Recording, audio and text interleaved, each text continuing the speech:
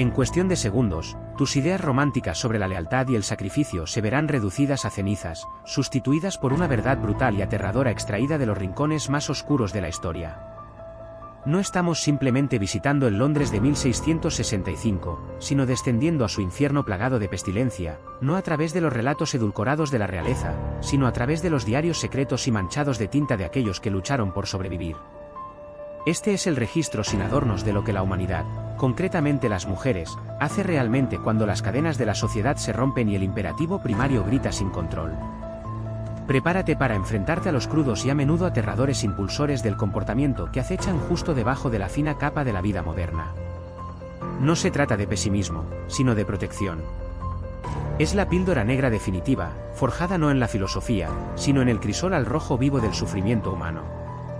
Imagínese el aire mismo, un perfume espeso, dulce y pútrido de descomposición, filtrándose por cada grieta, adhiriéndose a cada fibra, un recordatorio constante y asfixiante de que Dios parecía haber abandonado Londres.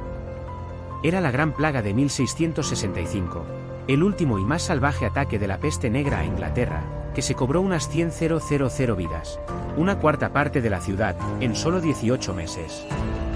Pero las cifras son un consuelo frío. No pueden transmitir el grito de medianoche de «Sacad a vuestros muertos», que resuena en una calle desolada. No pueden captar el terror de una cruz roja, de 30 centímetros de altura, pintada en una puerta con la frase «Señor, ten piedad de nosotros», garabateada debajo. Una sentencia de muerte para todos los que estaban dentro. No pueden replicar el repugnante descubrimiento. La primera flor púrpura negra de un bubón en la ingle o la axila. El innegable presagio de un final agonizante en cuestión de días. Era un mundo desorientado, donde el concepto mismo de futuro se evaporaba. El contrato social no solo se rompió, sino que se pulverizó, dejando solo una lucha primitiva y desesperada por la existencia. Y es en este punto cero absoluto de la civilización humana donde desenterramos nuestros datos más inquebrantables, no estadísticas de mortalidad, sino el registro crudo y sin editar del alma. Los diarios de hombres como Samuel Pepys, el reverendo Thomas Vincent y las desgarradoras listas de mortalidad gritan un patrón de comportamiento que el sentimentalismo moderno intenta desesperadamente ignorar. Consideremos el escalofriante relato de la esposa encerrada, una historia exhumada de los registros municipales de St. Giles in the Fields. Cuando la peste entraba en una casa, las autoridades literalmente clavaban la puerta, condenando a todos los que estaban dentro, enfermos y sanos por igual, a un destino común. Edward Cooper, un comerciante, comenzó a mostrar los temidos síntomas, las manchas negras que anunciaban una muerte inevitable. Su esposa, conocida solo como Amelia, estaba sana. Cuando llegaron los buscadores, con martillo y clavos en mano, ella suplicó y luego gritó. No estaba enferma. No podía quedar encerrada con su marido moribundo. Pero los golpes del martillo resonaron, sellando su destino. Sin embargo, Amelia no tenía intención de compartir su tumba. Esa noche, a la luz parpadeante de una sola vela de sebo, hizo lo impensable.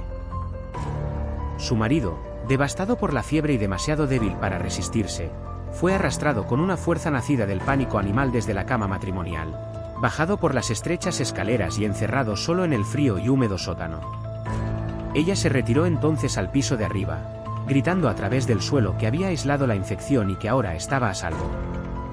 Durante 3 días, los golpes del sótano cesaron. Durante 3 días, vivió en una casa donde el cadáver de su marido se pudría justo debajo de ella. Semanas más tarde, cuando los buscadores finalmente abrieron la puerta, la encontraron, demacrada pero viva. Había sobrevivido. Había elegido su propia vida por encima de la de su marido, escuchando sus últimos y débiles esfuerzos. Esta no es la historia de un monstruo. Es la voluntad cruda y salvaje de sobrevivir que se desata cuando desaparecen las restricciones de la civilización, el voto, en la salud y en la enfermedad. Se enfrentó a su prueba definitiva y para Amelia, el cálculo de la supervivencia superó brutalmente la noción abstracta de lealtad. Este es el imperativo femenino en su forma más primitiva y pura, la preservación del yo, la prioridad absoluta del recipiente capaz de dar vida, incluso si eso significaba sacrificar a la pareja que había jurado protegerlo. No se trató de un incidente aislado. Las estadísticas de mortalidad, esas sombrías cifras semanales de fallecidos, cuentan una historia silenciosa y estadística que grita precisamente este comportamiento. En el pico de la plaga, la tasa de mortalidad de los hombres adultos se disparó en comparación con la de las mujeres. Oficialmente, esto se atribuyó a que los hombres estaban más expuestos en público. Pero los diarios susurran una verdad diferente y más siniestra. El reverendo Thomas Vincent escribió sobre familias en las que el hombre, el sostén de la familia, enfermaba primero. Describe los desgarradores llantos que salían de las casas cerradas, pero también los rumores silenciados de mujeres sanas y aterrorizadas que abandonaban a sus maridos enfermos. A veces sobornaban a los vigilantes para huir, pero a menudo, como Amelia, simplemente se retiraban a la parte más segura de la casa y dejaban que la naturaleza siguiera su curso. El papel de cuidadora, de nutridora, tan profundamente arraigado en la identidad femenina, era a menudo la primera víctima de la plaga. Era sustituido por una evaluación hiperracional y fríamente biológica del riesgo y la utilidad. Un hombre enfermo no era un compañero al que consolar, sino una amenaza que había que controlar, una fuente de infección que había que contener o de la que había que escapar. Este es el impacto al que debemos enfrentarnos, la imagen idealizada del ángel del hogar, que cuida de los demás bajo una presión extrema, sustituida con frecuencia por una superviviente pragmática cuya lealtad principal era hacia sí misma. Este es el núcleo de la revelación de la píldora negra de los años de la plaga. Cuando las cosas se ponen feas, lo imperativo no es el vínculo de pareja, sino el yo. La prueba está en los registros parroquiales, los datos sesgados sobre la mortalidad y los relatos horrorizados del clero, que no podía conciliar este comportamiento con su visión de la feminidad piadosa. Pero centrarse únicamente en el abandono es pasar por alto la otra cara de esta escalofriante moneda, el impactante y despiadado espíritu emprendedor que floreció en el ambiente fúnebre. Con la economía legítima de la ciudad en ruinas, surgió un nuevo y grotesco mercado, dominado de forma impactante por mujeres que no solo veían la tragedia, sino también la oportunidad. Aquí es donde la narración da un giro aún más impactante. Entra en escena la costurera de Soho, una figura legendaria de los diarios. Con miles de muertos cada día, la tela para los sudarios escaseaba enormemente. Esta mujer, cuyo nombre se ha perdido en la historia, vio su oportunidad.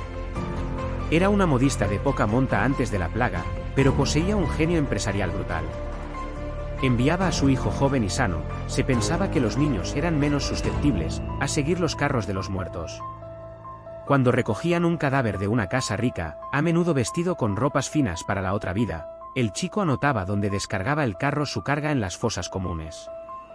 Al amparo de la oscuridad, la costurera se aventuraba a ir a esas fosas. Con un cuchillo y un estómago de hierro, se abría paso entre los cadáveres enredados y cubiertos de cal, encontraba a los muertos bien vestidos y les quitaba sus valiosas sedas, linos y lanas. Luego arrastraba esas prendas contaminadas por la peste hasta su taller, las hervía en vinagre y hierbas protectoras y las convertía en mortajas. Los vendía a precios exorbitantes a familias ricas recién afligidas y aterrorizadas. Convirtió a los muertos en una fuente de ingresos. En medio del apocalipsis, se hizo inmensamente rica. Su historia es de una audacia impresionante y una completa inversión moral.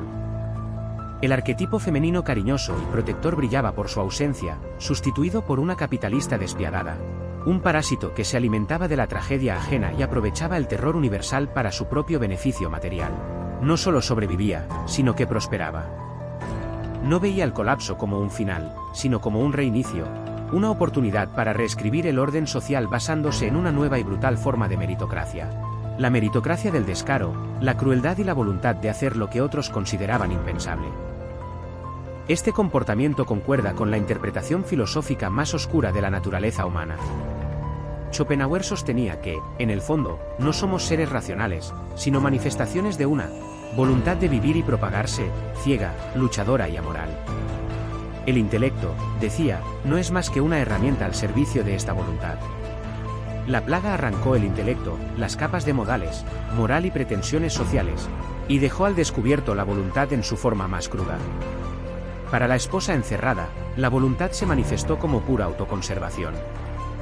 Para la costurera de Soho, se manifestó como un impulso no solo por vivir, sino por adquirir, dominar y utilizar el intelecto como arma para el avance material. Incluso en un mundo sumido en la muerte, el imperativo femenino, desde este punto de vista, No es una construcción social, sino una fuerza biológica y metafísica. Su objetivo principal es la supervivencia y la optimización de los recursos para esa supervivencia. En una sociedad estable, este imperativo se canaliza hacia la búsqueda de un proveedor fiable y la garantía de un entorno seguro para la descendencia. Pero con el colapso total de la plaga, las reglas cambiaron. El proveedor fiable se había convertido en la mayor amenaza de la casa. Los recursos no los proporcionaba una pareja estable, sino que se obtenían del caos. Las mujeres que sobrevivieron, y especialmente las que prosperaron, fueron aquellas que utilizaron de forma más eficaz su imperativo innato para adaptarse a la nueva y aterradora realidad. Adaptaron sus instintos hipergámicos, el impulso de asegurar los mejores recursos disponibles, pasando de elegir a un hombre fuerte a, literalmente, despojar de recursos a los muertos. Esta es la incómoda y chocante verdad a la que nos obligan a enfrentarnos los diarios. No es un testimonio de la debilidad de las mujeres, sino de la aterradora fuerza y adaptabilidad de los impulsos primarios que rigen el comportamiento cuando se apagan las luces de la civilización. No se trata solo de una curiosidad histórica, sino de un modelo para comprender los mecanismos subyacentes del mundo actual. Las presiones ahora son diferentes, ya no son bubones y carros de muertos, sino el colapso económico, la atomización social y la guerra silenciosa del mercado de las citas.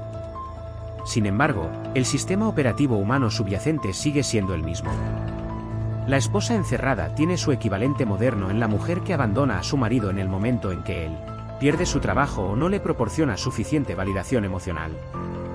La costurera de Soho tiene su equivalente en la influencer que monetiza la tragedia personal, o en la mujer hipergámica que ve a una serie de hombres no como posibles parejas, sino como una operación de extracción de recursos. El contexto está desinfectado, es digital, moderno, pero el motor es antiguo. La plaga no creó nuevos comportamientos, simplemente eliminó los filtros, permitiendo que la señal cruda de nuestra programación básica se viera con aterradora claridad. Al estudiar este evento extremo, no estamos sumergiéndonos en la misoginia, estamos participando en una preparación intelectual. Estamos estudiando las imágenes de las pruebas de choque de la sociedad para poder comprender mejor las vulnerabilidades y los defectos de diseño de nuestros propios vehículos sociales. Estamos construyendo un sistema inmunológico psicológico al exponernos al patógeno en un entorno histórico controlado. Los hombres que comprenden estas verdades profundas e innegociables son los que no pueden sorprenderse, no pueden desilusionarse y pueden navegar por el mundo moderno con una comprensión sobria e inquebrantable de lo que se esconde bajo la superficie. Son los que toman la píldora negra no como un veneno, sino como una vacuna. Esto no es para los débiles de corazón. Este es el núcleo de la píldora negra, endurecida en el fuego más ardiente que se pueda imaginar. Consideremos los registros parroquiales de St. Botolph Without Algate, que hablan de una mujer llamada Ann Clark. Cuando su hijo pequeño, Thomas, desarrolló los temidos síntomas en el pecho, se llamó a los vigilantes. El procedimiento habitual era aislar al individuo infectado dentro de la casa.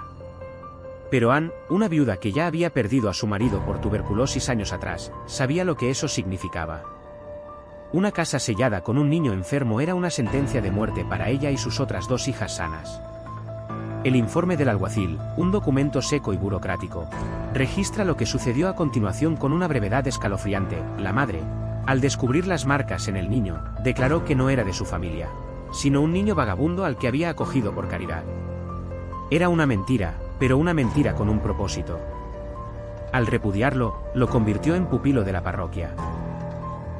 Las autoridades parroquiales, abrumadas y aterrorizadas, no lo llevaron a un lazareto. No le encontraron un nuevo hogar.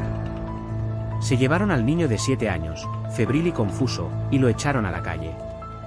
A la mañana siguiente lo encontraron muerto, acurrucado en la puerta de una panadería cerrada, a menos de 200 metros de su propia casa. Ann y sus hijas sobrevivieron a la plaga. Ella había hecho un cálculo, un intercambio de una vida por 3. Había roto el vínculo biológico más profundo conocido por la humanidad para satisfacer el imperativo más amplio y brutal de la supervivencia genética, la salvación de la mayoría de sus descendientes. Esta no es una historia de simple maldad. Es una historia de la decisión de Sophie, representada 1000 veces en las calles de Londres, sin consuelo narrativo, sin moral y sin justicia. Fue un sacrificio frío y estratégico llevado a cabo a escala de toda la ciudad. El imperativo femenino, en su sentido más darwiniano, no se refiere a la supervivencia de cada niño, sino a la supervivencia de la línea genética. Cuando los recursos son infinitos, esto se manifiesta en forma de cuidado y protección. Cuando los recursos son nulos y la amenaza es absoluta, puede manifestarse en forma de selección. La historia de Anne Clark es la máxima expresión de esto. El amor de una madre redirigido del niño individual al concepto abstracto de su linaje, convirtiéndose en una fuerza aterradora y lógicamente despiadada. Este fenómeno era tan común que generó su propio horror específico, los huérfanos de la peste. No se trataba solo de niños cuyos padres habían muerto. Muchos eran niños que habían sido abandonados activamente, expulsados de sus hogares por padres demasiado aterrorizados para quedarse con ellos.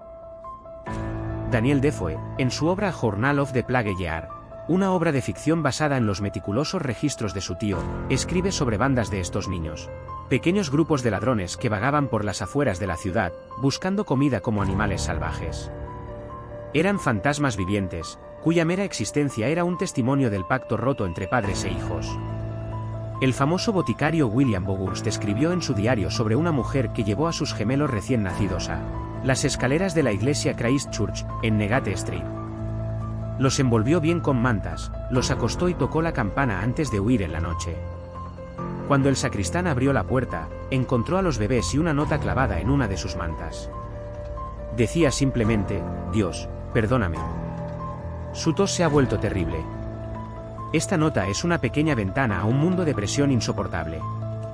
Contiene todo el conflicto, el reconocimiento del pecado, Dios, perdóname, el miedo primario, aterrador. Y la acción devastadora. No se trataba de una acción calculada por parte de Anne Clark, sino de pánico puro y sin adulterar. El instinto maternal, abrumado por el terror de la enfermedad y la certeza de una muerte espantosa, simplemente se cortocircuitó.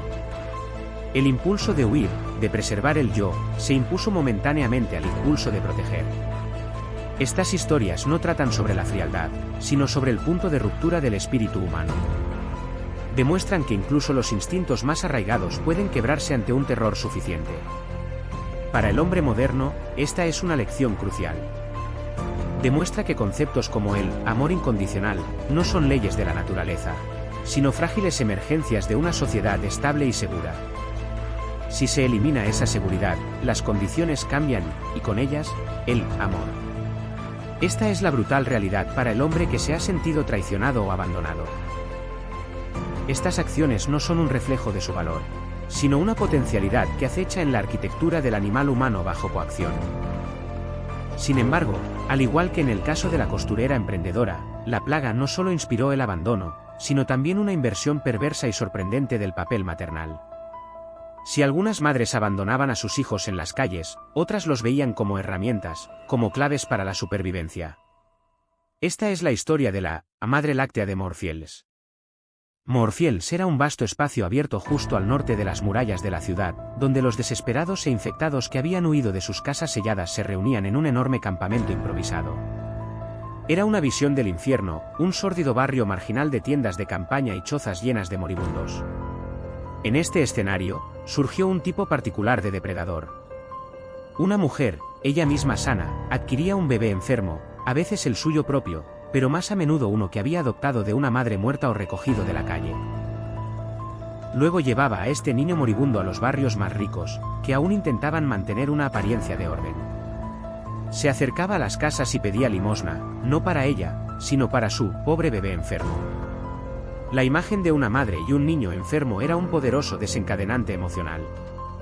Incluso en aquellos tiempos difíciles, la gente daba más generosamente, a menudo desde la distancia, lanzando monedas o comida desde una ventana superior para evitar el contacto.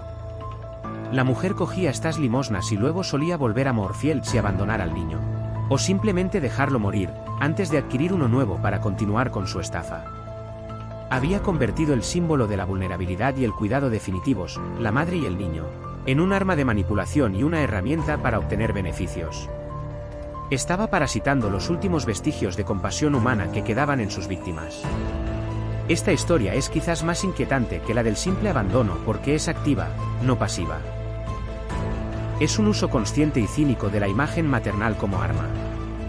Demuestra que ningún arquetipo es sagrado. Todos los valores humanos, todos los impulsos nobles, pueden ser reconvertidos en una estrategia de supervivencia por una mente lo suficientemente despiadada como para hacerlo. Es la corrupción definitiva de lo femenino, el punto en el que el impulso maternal no solo está ausente, sino que se imita activamente para obtener beneficios. ¿Cómo podemos conciliar estas acciones con cualquier marco filosófico? Debemos ir más allá de la voluntad ciega de Schopenhauer y fijarnos en las ideas más oscuras y complejas de Carl Jung. Jung hablaba de la sombra, los aspectos ocultos, reprimidos y a menudo oscuros de la personalidad que contienen todas las cosas que nos negamos a reconocer en nosotros mismos. La plaga no creó estos comportamientos, sino que desató la sombra colectiva de toda una sociedad. La esposa encerrada, la costurera emprendedora, la madre calculadora y la madre lechera depredadora son todos arquetipos de la sombra femenina manifestada. Representan lo contrario de lo nutritivo, lo leal, lo cariñoso, los aspectos de autoconservación, crueldad, manipulación y muerte. En tiempos normales, esta sombra se gestiona, se reprime y se canaliza a través de las estructuras sociales. Pero en el colapso total de la plaga, esta estalló en todo su aterrador esplendor. Esto no es una condena a las mujeres, sino un diagnóstico de la humanidad. Todo hombre posee una sombra, y la plaga habría desatado su propia maldad en forma de violencia y tiranía desenfrenadas. La lección aquí es sobre la condición humana en sí misma. No somos criaturas monolíticas y nobles. Somos seres profundamente contradictorios, capaces de inmensos sacrificios y de una crueldad indescriptible. La sombra femenina, tal y como se revela en la plaga, es simplemente la mitad de un todo aterrador. Comprender esto es la etapa final de tomar la píldora negra. Es ir más allá de la ira o la desilusión con el sexo opuesto y llegar a una sabiduría profunda, aunque sombría, sobre la naturaleza de la realidad misma. Es comprender que la luz no puede existir sin la sombra, y que el potencial de esta oscuridad existe dentro de las mismas estructuras en las que confiamos para el amor y la seguridad. Entonces, ¿cuál es la conclusión definitiva para el hombre moderno? No es ver a las mujeres con recelo o miedo. Es alcanzar un estado de soberanía profunda e inquebrantable. Las historias de la Gran Plaga son el argumento definitivo a favor de la autosuficiencia emocional y racional. Demuestran de manera incontrovertible que las estructuras externas, ya sean leyes sociales o relaciones románticas, son en última instancia frágiles.